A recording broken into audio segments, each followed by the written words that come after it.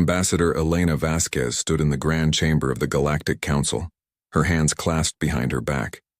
The circular room stretched high above her, filled with beings from across the galaxy. Some had scales, others had fur, and a few seemed to be made of living crystal. All of them were looking at her with what she could only describe as pity. Ambassador Vasquez, High Counselor Thexitar said from his elevated platform. His reptilian features showed no emotion, but his voice carried a tone of finality. The Council has heard your request for military assistance. We have made our decision. Elena felt her heart sink, but she kept her face neutral. She had been Earth's representative to the Galactic Council for 5 years now. In that time, she had learned to read the room. This was not going to go well. The Kraylan Empire has issued a legitimate territorial claim, Thextar continued. While we understand your people have settled those 3 worlds, the Kraylans discovered them first according to ancient star charts. The Council recommends you negotiate a peaceful transfer of the colonies. Negotiate? Elena's voice was calm, but inside she was burning with anger. High Counselor, the Kraylans are demanding we abandon 3 worlds where 15 million humans live. They've given us 48 hours. That's not negotiation. That's an ultimatum. A massive creature that looked like a floating jellyfish spoke up from the left side of the chamber. Ambassador, your species is new to the galaxy. You must understand that the Kraylans are a warrior race. They have never lost a war in 400 years. It is better to give them what they want than to fight. Elena turned to face the speaker. Counselor Veshina, are you saying the Council will not help us defend our own people?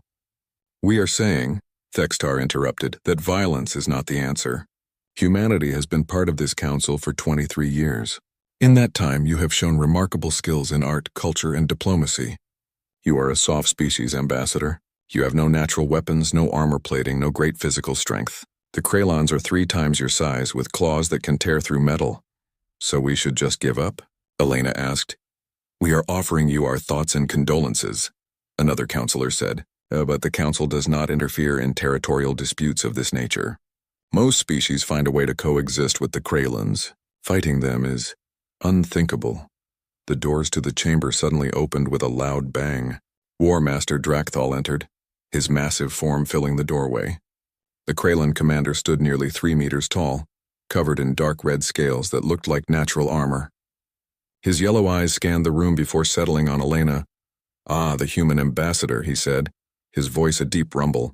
I came to hear your answer personally. Elena turned to face him, her chin raised. She was barely half his height, but she didn't step back. War Master Drakthal, humanity's answer is no. We will not abandon our colonies. The chamber fell silent. Several counselors shifted uncomfortably in their seats. Drakthal stared at her for a long moment, then threw his head back and laughed.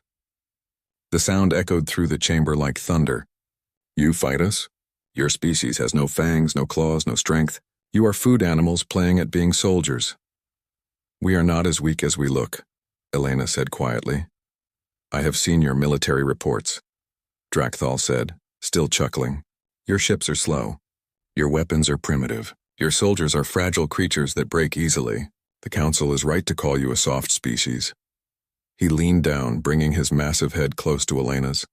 In 2 days, we will take those worlds. Your people can leave peacefully or they can die. The choice is yours. Elena didn't flinch. She looked directly into his yellow eyes. Then I suppose you'll learn something about humans that the Council doesn't know. And what is that? Drakthal asked, amused. We don't like bullies. Drakthal laughed again and turned to leave. Your bravery is admirable, little human. But bravery without strength is just foolishness. My fleet will arrive at your colony of New Britannia in 48 hours. I look forward to your surrender. As the massive Kraylan left the chamber, Thextar spoke again. Ambassador Vasquez, please reconsider. The Kraylans have conquered 17 species. They are unstoppable. Elena turned back to the Council. High Counselor, I have a question. In the 400 years the Kraylans have been conquering worlds, has anyone ever fought back? Really fought back? Thextar seemed confused by the question. Most species engage in some defensive battles, yes. But the Kraylans always win. That's not what I asked, Elena pressed. Has anyone fought a total war against them? Has anyone made them bleed for every inch of ground? Has anyone made them afraid? Afraid? Veshina's voice was shocked. Ambassador, war in the galaxy is a civilized affair. We have rules. We have honor. You have rules, Elena interrupted. We have history. 4,000 years of human history is filled with one thing: war. We fought ourselves for so long that we got very, very good at it. Maybe too good. She looked around the chamber at all the alien faces. The Kralins think we're soft because we don't have claws or armor. But humanity learned long ago that the deadliest weapon isn't the one you're born with. It's the one you build. She pulled out a small communication device and pressed a button. This is Ambassador Vasquez. I'm returning to Earth immediately. Inform Admiral Kovac to implement Protocol Omega. Ambassador, Thextar said urgently. What is Protocol Omega? Elena looked at him with an expression that made several counselors lean back in their seats. It wasn't anger. It wasn't fear. It was something they had never seen from a human before. Cold determination. It's what happens when you back a peaceful species into a corner, she said quietly. The council wanted us to be diplomats. We tried. But if the Kralins want war, then war is what they'll get. Not the civilized kind you're used to. Real war. Human war. You cannot win, Thextar said. Maybe not, Elena admitted. But I promise you this, High Counselor. If we go down, we're taking them with us, and every species in this galaxy will learn a very important lesson about humanity. What lesson? Veshna asked. Elena walked toward the exit, her footsteps echoing in the silent chamber. At the door, she turned back one last time. That we may be soft on the outside, but when you push us, you'll find something very hard underneath. The Kralins wanted a fight. They're about to discover what happens when you pick a fight with a species that spent 10,000 years fighting itself. She left the chamber, leaving behind a council that suddenly wasn't sure about anything anymore. Back on Earth, in the United Earth Federation headquarters, Admiral Kovac received the message. He looked at his command staff, all of them waiting for orders. Gentlemen and ladies, he said, his voice steady. The Kralins are coming. The council won't help us, so we do this ourselves. He pressed a button on his console. Begin Operation Retaliation. Show them what humans do when threatened. The staff began moving immediately, pulling up battle plans that had been prepared for years. Plans the council had never seen. Plans that would change the galaxy forever. War was coming, and the galaxy had no idea what humanity was capable of. War Master Drakthal sat in his command chair aboard the battleship Crimson Fang, watching the view screen with satisfaction. 47 Kralin warships moved through space in perfect formation, their hulls gleaming red and black under the light of distant stars. It was an impressive sight, one that had made countless species surrender before a single shot was fired. We are approaching the human colony of New Britannia, his tactical officer reported. The planet is within weapons range. Any response from the humans? Drakthal asked.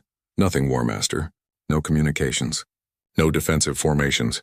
Their orbital stations are active, but they have made no aggressive moves. Drakthal nodded. This was how it always went. The prey species saw his fleet and realized the fight was already over.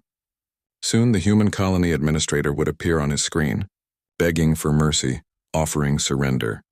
Open a channel to the planet, he ordered. The communications officer worked for a moment, then shook his head. War Master, they are not accepting our hails. Not accepting? Drakthal frowned. That was unusual. Then target their primary city with a warning shot. A single plasma bolt near their capital building. Let them see our power. The weapons officer locked onto the target and fired. A brilliant streak of superheated plasma shot toward the planet.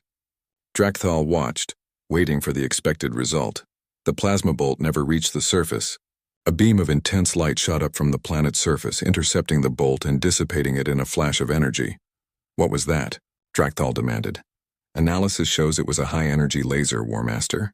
But the power level? It's far beyond what our intelligence report suggested the humans possessed.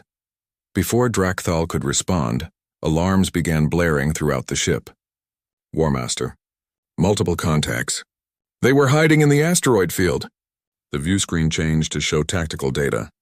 20 human ships, much smaller than the Kralin vessels, were emerging from the nearby asteroid belt.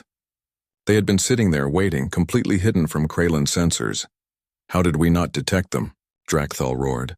They appear to have been running completely silent, War Master. No power signatures, no heat emissions. They were drifting like dead rocks. Drakthal watched as the human ships suddenly came to life, their engines burning bright. But they didn't move forward in formation like proper warships. Instead, they scattered in all directions, moving in chaotic, unpredictable patterns. "All ships engage the enemy," Drakthal commanded.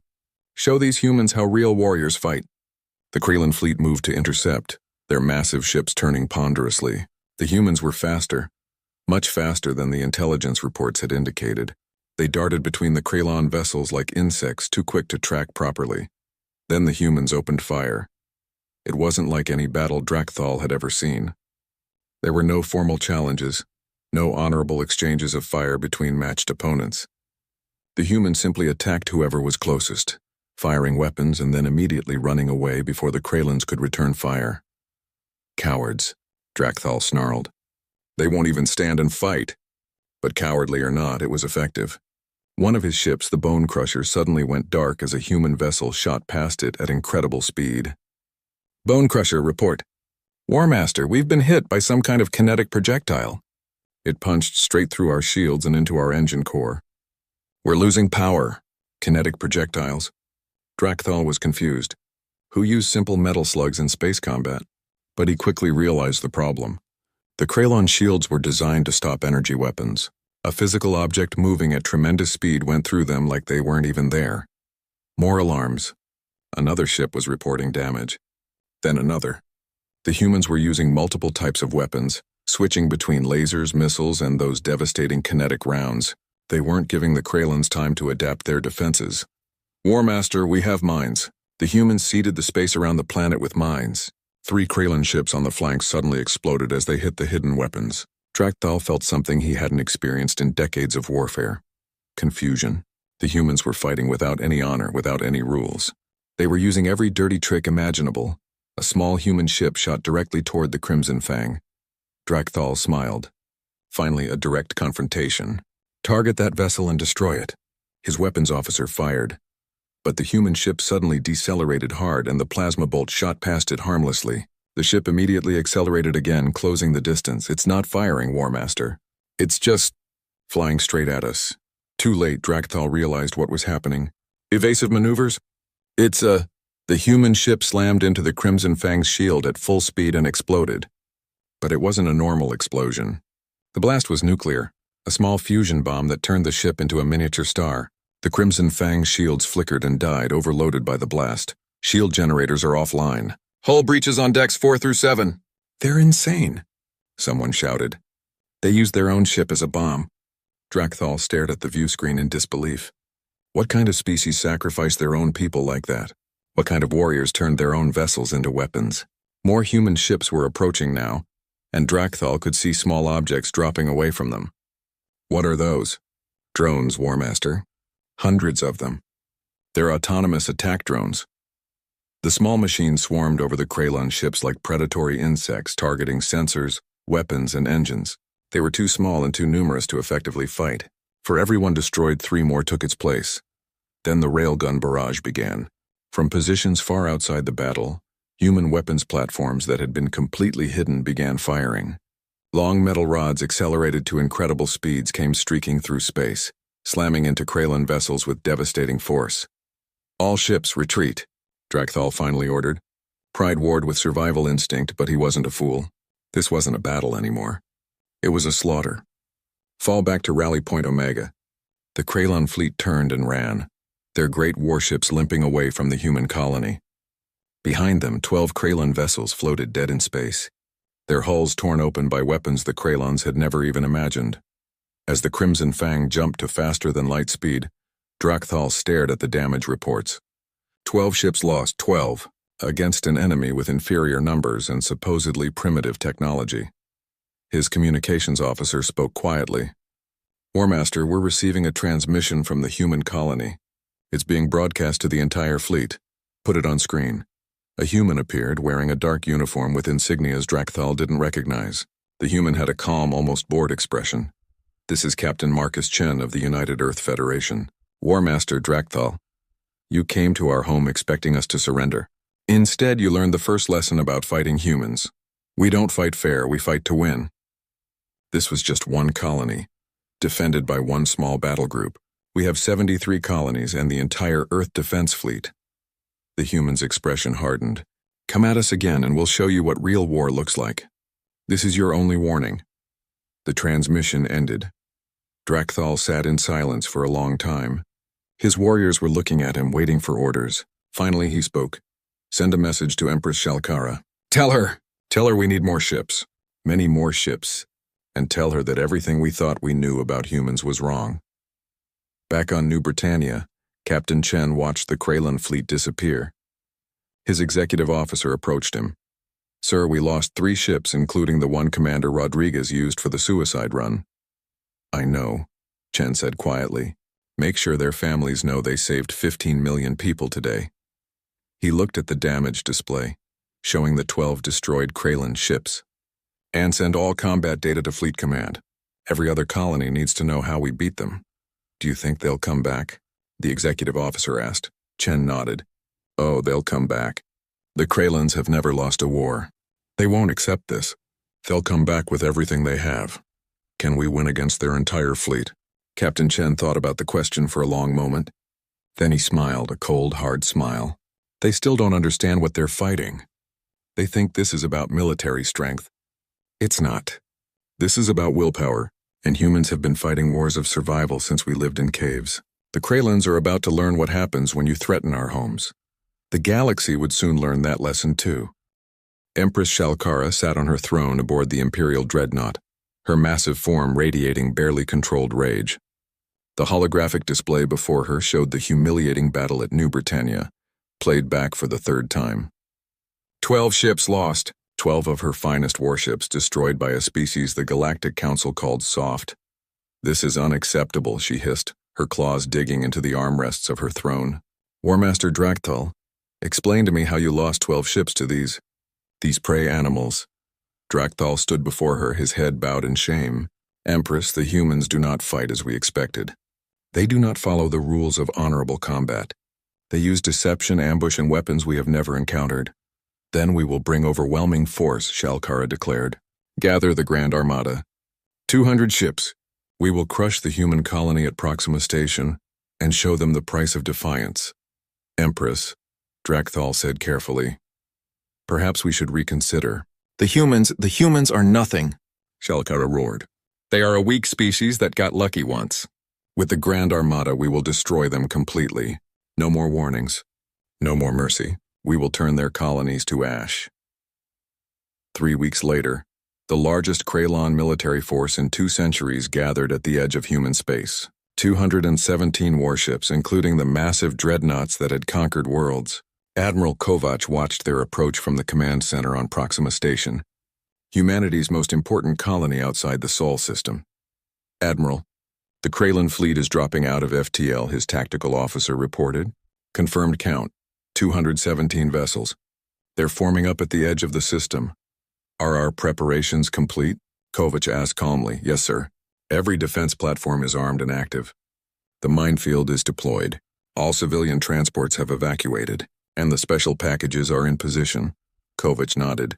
He was an older man, his hair gray and his face lined with decades of military service. He had fought in the Mars Independence War, the Titan Rebellion, and countless smaller conflicts. He had seen humanity at its worst and its best, and he knew one thing with absolute certainty. Humans didn't lose when their homes were threatened. Open a channel to the Kraylan fleet, he ordered. Empress Shalkara's face appeared on the screen. Her yellow eyes gleamed with anticipation. Human Admiral, I am Empress Shalkara of the Kraylan Empire. You have 1 hour to surrender Proxima Station unconditionally, or we will destroy every human in this system. Empress, Kovac replied, his voice steady. I need you to understand something. When you attacked New Britannia, you started something you don't fully comprehend. This isn't going to end the way you think. Is that a threat? Shalkara laughed. You have perhaps 50 ships defending this station. We have over 200. Your threats are meaningless. It's not a threat, Kovac said quietly. It's a warning. You can still turn back, go home. Tell your people you changed your mind. There's no shame in choosing peace. The only peace will be after we have conquered your species, Shalkara snarled. 1 hour, human. Then we attack, the transmission ended. Kovac turned to his command staff. Well, we tried. Now we show them what total defense doctrine really means. Give the order, unleash hell. When the Kraylan fleet advanced, they expected resistance. What they got was chaos. The minefield was far more extensive than anything at New Britannia. Thousands of mines, some of them nuclear, created a wall of explosions that destroyed the first wave of Kraylan ships before they even reached weapons range. But the Kraylans pressed forward, using their numbers to push through. Then the defense platforms opened fire. But these weren't normal weapons. The humans had been busy during the 3 weeks since New Britannia. Every platform had been fitted with antimatter warheads, fusion lances, and electromagnetic pulse generators. The Kraylans had never seen antimatter used as a weapon before. When matter met antimatter, the explosion was devastating. 3 Kraylan dreadnoughts simply ceased to exist, converted to pure energy in blinding flashes. "What is that weapon?" Shalkara screamed at her science officer. "Analysis shows it's antimatter, Empress. They're annihilating matter itself." But the antimatter weapons were just the beginning. As the Kraylan fleet pushed deeper into the system, human ships appeared from behind Proxima Station's moon. These weren't the small, agile vessels from New Britannia. These were proper warships, and they opened fire with railguns that shot projectiles at a significant fraction of light speed. The Kraylans fought back fiercely. Their plasma cannons and particle beams tore into human ships, destroying them one by one. But for every human ship lost, they took down 3 or 4 Kraylan vessels. The humans were trading their lives for maximum damage, and they were doing it efficiently. Then something happened that no Kraylan had ever experienced. Their ship's computer systems began failing. Screens went dark, weapons refused to fire, life support flickered. "We're under cyber attack," a technician shouted. "Some kind of computer virus is spreading through our network." The humans had weaponized information warfare. Their hackers had found ways into Kraylan systems, and now they were shutting down ships from the inside. Dead vessels floated in space, their crews helpless as human ships picked them off one by one. But perhaps the most disturbing weapon was the psychological one. Every Kraylan ship was receiving transmissions. Battle songs from human history, images of previous Kraylan defeats, intercepted communications played back to demoralize the fleet. The humans were attacking their minds as well as their ships. One transmission particularly disturbed Drakthal, who was commanding a section of the fleet. It was a human voice, calm and measured, speaking in perfect Kraylan language. "You are the Kraylan Empire, undefeated for 400 years. But do you know why you've never lost? Because you never fought anyone who truly fought back. Every species you conquered gave up after a few battles. They valued survival over victory. We don't. We are humanity, and we have been killing each other for 10,000 years. We know 1,000 ways to destroy an enemy. We have studied every battle, every war, every conflict in our history. We turned warfare into a science. And now, you will learn what that means." The transmission then began listing human battles. Thermopylae, where 300 held off thousands. Stalingrad, where humans fought over every building. The Somme, where millions died. Hiroshima, where humans unleashed the atom. Battle after battle, war after war. A species that had spent its entire history perfecting the art of killing. The Kraylans suddenly understood what they were facing. Most species in the galaxy had been peaceful for millennia. The Kraylans themselves only fought wars of conquest every few decades. But humans? They had been in almost constant warfare for their entire existence. They hadn't just studied war. They had lived it, breathed it, perfected it. The Battle of Proxima Station lasted 16 hours. When it was over, Empress Shalkara stared at the casualty reports in disbelief. 89 ships destroyed. 89! And yes, the humans had lost too. Proxima Station was heavily damaged, and 34 human warships had been destroyed. But the station still stood, and human reinforcements were already arriving. But what terrified Shalkara most was what happened next. As her fleet limped away to regroup, she received reports from the Kraylan border worlds. Human ships had appeared, attacking supply depots, fuel refineries, and communication stations. Small, fast strike forces that hit and ran before the Kraylans could respond. The humans weren't just defending anymore. They were attacking. On Earth, Ambassador Vasquez addressed an emergency session of the Galactic Council. High Counselor Thextar and the other members watched in stunned silence as she presented footage from the Battle of Proxima Station. "The Kraylans came with overwhelming force," Vasquez said. "They expected us to break. Instead, we showed them that humanity doesn't surrender. We adapt, we improvise, we overcome." She looked around the chamber. "The Council advised us to negotiate. We tried. You told us the Kralins were unstoppable. We disagreed. Now for the first time in 400 years, the Kralin Empire is facing attacks on their own territory. Ambassador, Thextar said slowly, what are your intentions? Our intention is to survive, Vasquez replied. If that means teaching the Kralins a lesson they'll never forget, so be it. She paused. And let me be clear to every species watching this transmission. Humanity will defend itself and its allies with every weapon at our disposal. We prefer peace, but if you bring us war, we will show you what a species forged in conflict can do. The chamber was silent. The soft species had just changed the balance of power in the galaxy, and the Kralins were learning far too late that some prey animals have very sharp teeth. Commodore Marcus Chen stood on the bridge of the UEF Retribution, watching the tactical display as his strike force moved through Kralin space. He had been promoted twice since the Battle of New Britannia, and now he commanded a fleet of 30 ships tasked with one mission: make the Kralins hurt. Sir, we're approaching the Kel 7 fuel refinery, his tactical officer reported. No defensive fleet detected, just some orbital defense platforms. Good, Chen said. Deploy the drones and take out those platforms. I want that refinery destroyed in 15 minutes. The attack was swift and brutal. Human drones swarmed the defense platforms, overwhelming them with numbers while the Retribution's railguns punched through the refinery's hull. Within minutes, the massive structure that provided fuel for dozens of Kralin warships was a spreading cloud of debris. Jump to the next target, Chen ordered. Don't give them time to respond. This was the new human strategy. Don't fight the Kralin fleet directly. Instead, destroy everything that kept the fleet running. Fuel depots, supply stations, shipyards, communication relays. The humans called it strategic bombing. The Kralins had never seen anything like it. On the Kralin homeworld, War Master Drakthal sat in a strategy meeting with Empress Shalkara and her senior commanders. The mood was grim.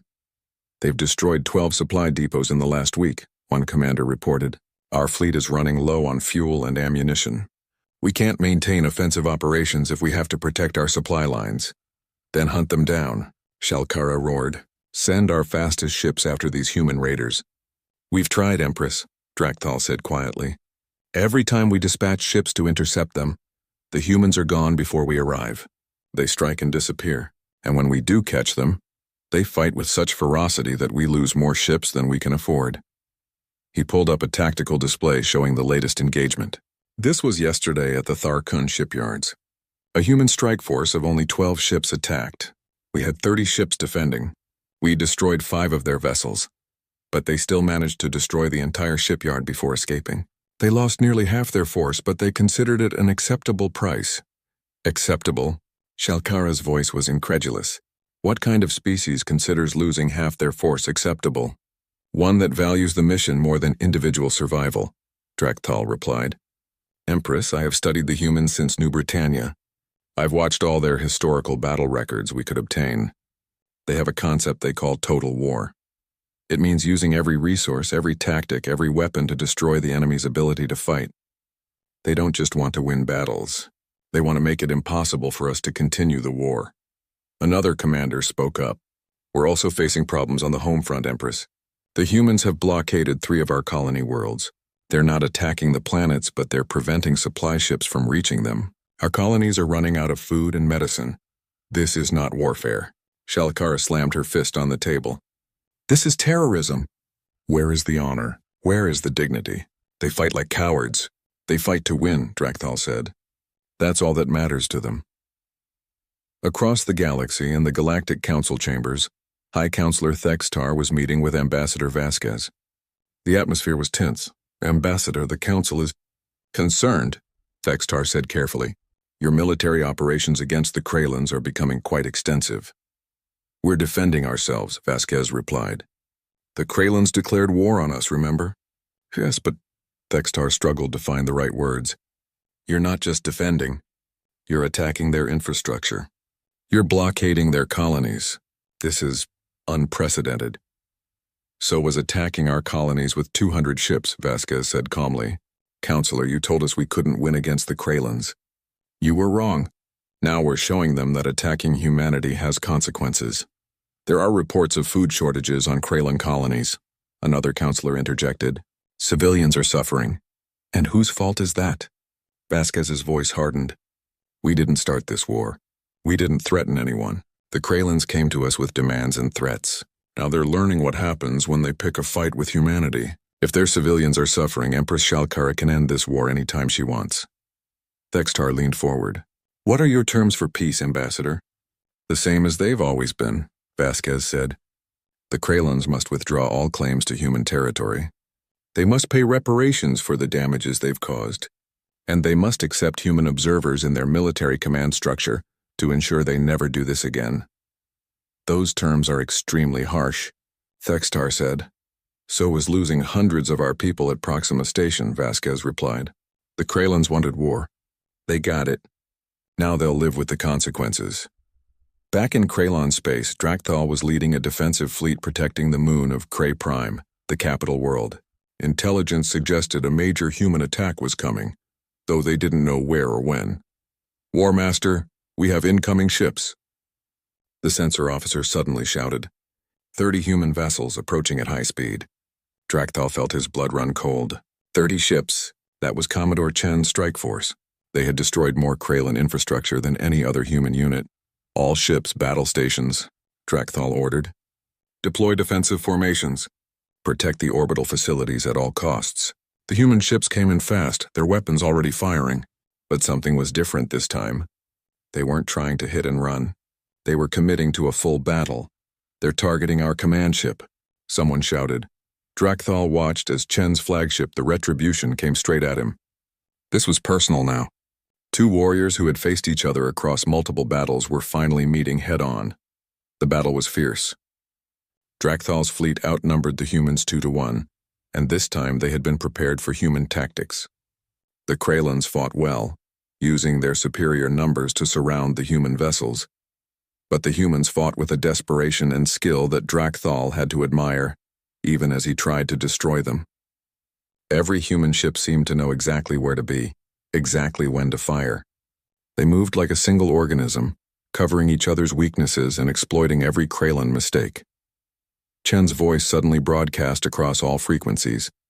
War Master Drakthal, this is Commodore Chen. I wanted you to see this. See what, human? Drakthal demanded. Behind you. Drakthal spun to look at the rear tactical display. His blood froze. While he had been focused on Chen's strike force, 30 more human ships had emerged from FTL right on top of the orbital facilities they were supposed to protect. It was a diversion, Drakthal whispered. The entire attack was a diversion. The second human force tore through the orbital infrastructure like wolves through sheep.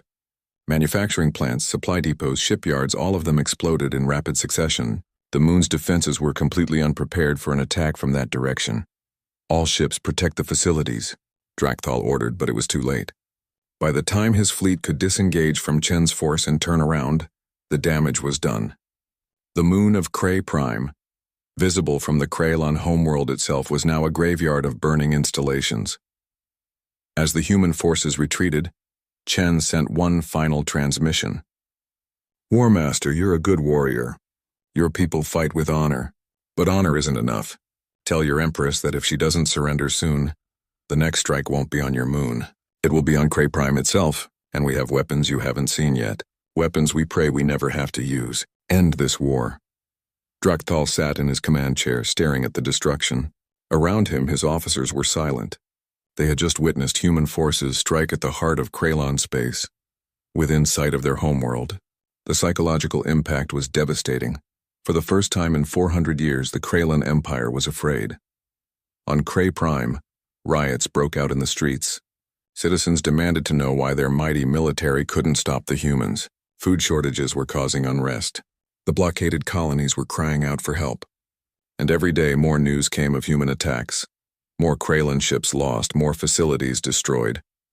Empress Shalkara sat alone in her throne room, watching reports from across her empire.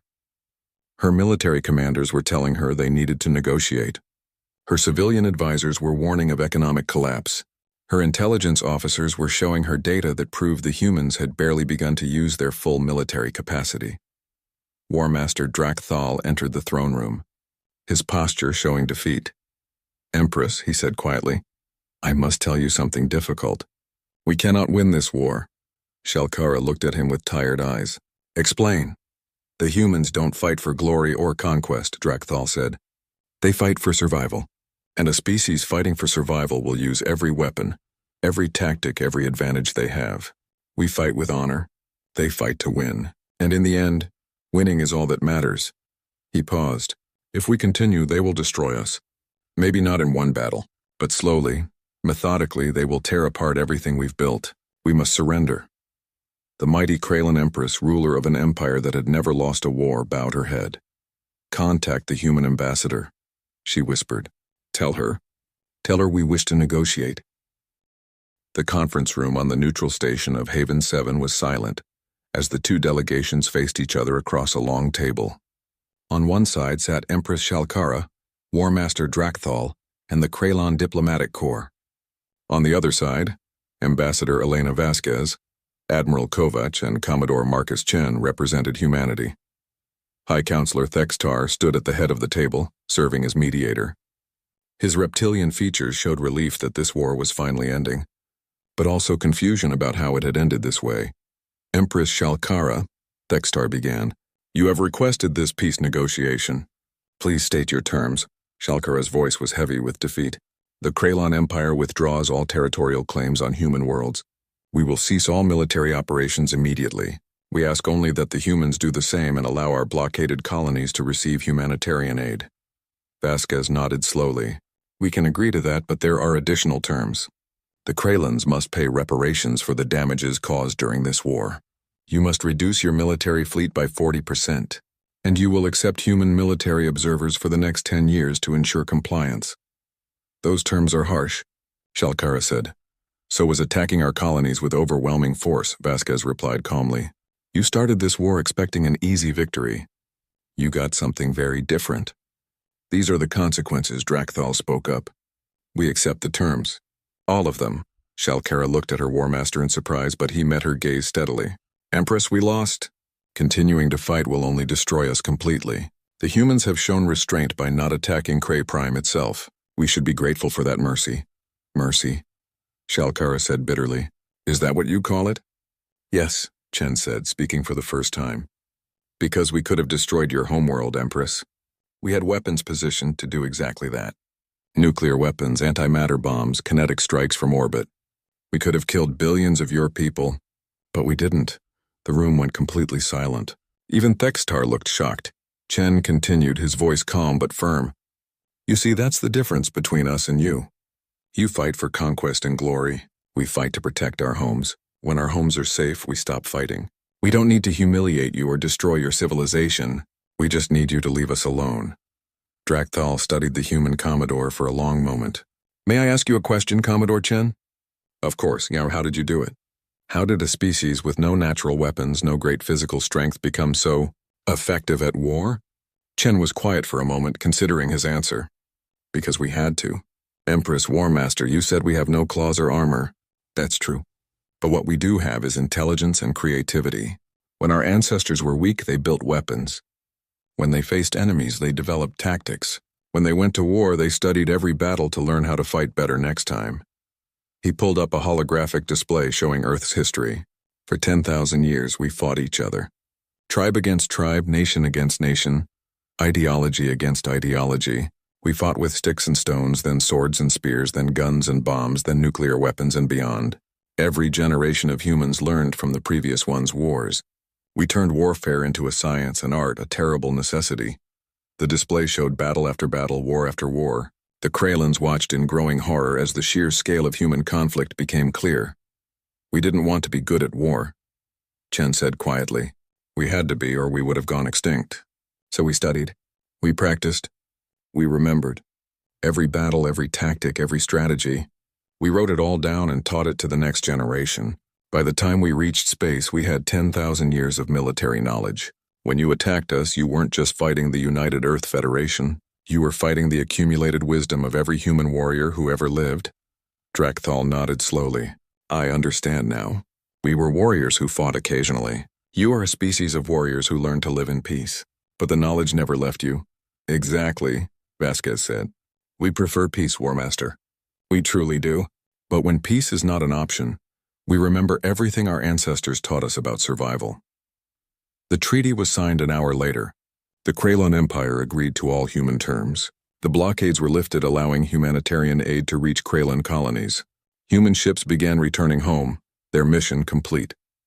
1 week later, Ambassador Vasquez stood before the Galactic Council once more. This time the atmosphere was very different. Every counselor was paying close attention, and several new species had sent representatives specifically to hear her speak. Members of the council, Vasquez began, the war with the Kralons is over. They have surrendered unconditionally and agreed to our terms. But I'm not here to celebrate a military victory. I'm here to speak about the future. She looked around the chamber, meeting the eyes of representatives from dozens of species. When the Kralons threatened us, we asked this council for help. You refused. You told us we were a soft species that couldn't possibly win a war against a military superpower. You were wrong. But I don't blame you for that mistake. You judged us based on our appearance, our culture, our peaceful nature. You didn't know what we were capable of because we had never needed to show you. Thextar shifted uncomfortably in his seat. Now you know, Vasquez continued. Humanity can fight. We can fight very well. But that's not the lesson I want you to learn today. She paused, her voice becoming firm. The lesson is this: never threaten humanity or its allies. If you do, we will defend ourselves with every weapon and every tactic we possess. But if you come to us in peace, if you offer friendship and cooperation, you will find no more loyal ally in the galaxy. A counselor from a small, relatively weak species raised a tentative hand. Ambassador, my people have long been threatened by larger, more aggressive species. Would humanity be willing to help defend others? Vasquez smiled. That depends. Are you willing to stand with us as true allies? Because that's what we offer. Not protection in exchange for subservience, but partnership between equals. If you're willing to defend us, we're willing to defend you. Within an hour, 12 species had requested formal alliance talks with humanity. Within a week, it was 30. Species that had been victims of aggression for centuries suddenly saw a new option. Ally with the humans, who had proven they could win wars against overwhelming odds. On Cray Prime, Drakthal met with Commodore Chen for a private conversation after the treaty signing. They sat in a small room, just two warriors who had faced each other in battle. I have to know, Drakthal said. Did you enjoy the war? Chen looked surprised by the question. Enjoy it? No, war is terrible. We lost thousands of good people. Ships, homes, families destroyed. There's nothing to enjoy about that. Then why are you so good at it? Because not being good at it means extinction, Chen replied. We learned early in our history that the species who couldn't fight didn't survive. So we became very, very good at surviving. He paused. But here's the thing the Kralons never understood. We can separate war from hatred. We fought you because you threatened us, not because we hate your species. Now that the war is over, we can move forward. Move forward? Drakthal was confused. In 50 years, War Master, our grandchildren might be allies. Humans don't hold eternal grudges. We fought, you lost, we made peace. That's how it works. We don't need to be enemies forever. Drakthal thought about this for a long time. That is very strange. In Kralon culture, an enemy is always an enemy. Then maybe it's time to learn a different way, Chen said. You're not our enemy anymore. You're just another species trying to survive in a big galaxy, same as us. As news of the human victory spread through the galaxy, the effect was dramatic. 3 aggressive species that had been planning expansionist campaigns suddenly abandoned them. They had watched what happened to the Kralons, and they had no desire to face human retaliation. At the same time, humanity's reputation transformed overnight. They were no longer the soft species good at art and diplomacy. They were now the species that had defeated the Kralon Empire, something no one had done in 400 years. More importantly, they were the species that had shown mercy and victory, that had stopped fighting as soon as their enemies surrendered. The balance of power in the galaxy had shifted. 6 months after the war ended, a new alien civilization called the Xanthari attempted to bully a human trade convoy passing through neutral space. The Xanthari captain sent an aggressive message demanding tribute and threatening to destroy the convoy if they didn't comply. The human convoy captain, a merchant named Sarah Liu, simply transmitted a single file labeled Kralon War Archive. The file contained footage from the war, battles, destroyed ships, the devastation of Kralon infrastructure, and finally, the surrender ceremony. The Zenthari ships immediately withdrew without another word. On Earth, in a quiet cemetery where fallen soldiers were buried, Admiral Kovac stood before a memorial wall. It listed the names of every human who had died in the war. Hundreds of names. Good people who had given their lives to protect their species. Vasquez joined him, standing in silence for a moment. Was it worth it? Kovac asked quietly. Thank you for watching and comment for next part.